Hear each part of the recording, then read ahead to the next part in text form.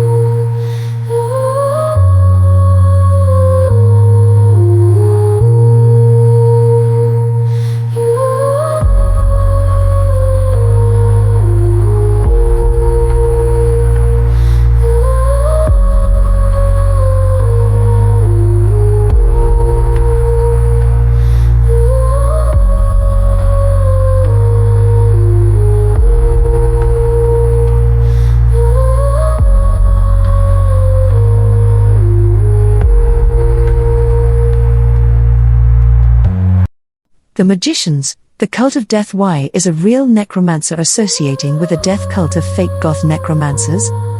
Jasper shuffled his feet. He felt stupid and childish, dressed like a goth again. He'd been a goth through most of his teens, now it just felt wrong. Who's he? Asked another goth. The Dark Lord. He's Jasper Argent. He wants to be a necromancer, said a goth called the Deathbringer. Not a nice goth name. I would have been Jasper Black if I were you. It sounds more goth, said the Dark Lord. My nickname is the Prince of Darkness, said Jasper, not lying. That sounds better, said the Dark Lord. What is a necromancer? Asked Jasper, playing dumb. He was a real necromancer, not a deluded fake like them. A necromancer tells the future with the power of death, said the Dark Lord. How do you do that? Asked Jasper. By killing things and watching them die. It shows what will happen in the future, said the Dark Lord. That's a bit grim, said Jasper. Well, yeah, that's what we do, said Deathbringer. Hope we don't hurt people. I have a weak stomach, said Jasper, lying. The Dark Lord grinned, thinking making Jasper kill their next sacrifice would be a good way to blood him into their coven. He needed to get used to the sight of blood and killing. You will help us in our next ritual, said the Dark Lord, the coven's leader. Nice, said Jasper, trying to sound naively enthusiastic in spite of his nerves. He knew he was playing with life and death. He didn't like to play with these killers, not out of fear of them, but out of fear of what he would be forced to do. Why did you want to join us? Asked the Dark Lord. I was curious about necromancers and what they did, said Jasper. Oh, you heard about the necromancer on the Blake Report, did you, and got curious? Laughed the Dark Lord. The Blake Report was a TV news show. The necromancer was wanted as a serial killer by the police. He was a necromancer. Jasper was the son of the necromancer. Something like that, said Jasper. Nice outfit, Prince, said the Dark Lord. Jasper felt awkward. He felt he looked like Dracula in black with white makeup on his face, black eyeliner and lipstick, and a long black wig. He felt like a fool. Thank you, said Jasper, smiling, hiding his awkwardness behind stealth and deception. It's time, Lord, said a minion walking up to them with a knife. What's that for? Asked Jasper nervously. Come with us, Prince of Darkness, said the Dark Lord. Jasper did nervously. They walked into a dark temple-like room with a human-sized altar full of goths. What is this? Asked Jasper, shocked, pointing at the altar. Start the ceremony, said the Dark Lord. The goths started to chant. What is going on? Said Jasper, knowing but not wanting to know what was happening. It was a ritual killing. Take her in, said the Dark Lord, like a pastor in a church. It was his church, a church of death.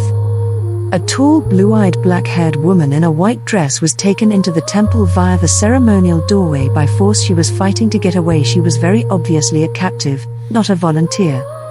Stop fighting, my dear lady, you are blessed, said the Dark Lord to her. Let me go, said the woman as she fought. They laid her down on the altar. Jasper was terror-struck. Here, Prince, take this, it is your honor and duty, the Dark Lord said, handing Jasper the knife. Jasper looked at the knife and the woman, and then at the Dark Lord.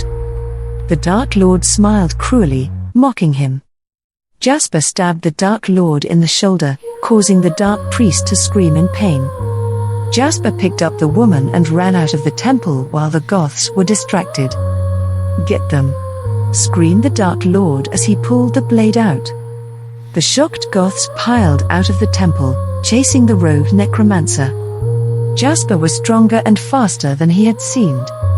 The woman looked at him, puzzled. I'm here to save you, said Jasper. You, said the woman, recognizing him. Yes, said Jasper as he dodged the goths and ran out of the building. The goths ran out, looking everywhere for them, but they were completely gone. Where is he? Screamed the bleeding Dark Lord. What was he? He must have been one of the magicians, said Deathbringer. You think?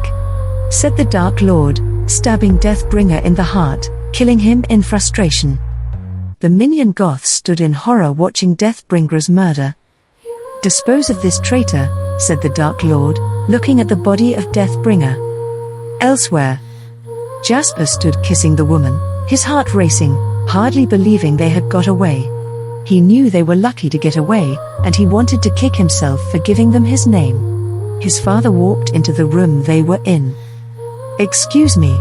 Sorry to intrude, said the necromancer. I heard your wife was in trouble. I came to help you, glad to see she's all right. Jasper saved me and teleported me home, said the woman. Good work, and by the way, your human appearance spell on your wife Mukite looks so good even I can't tell she isn't a human, and I know she is from another planet, said the necromancer. Mukite smiled, proud of her husband.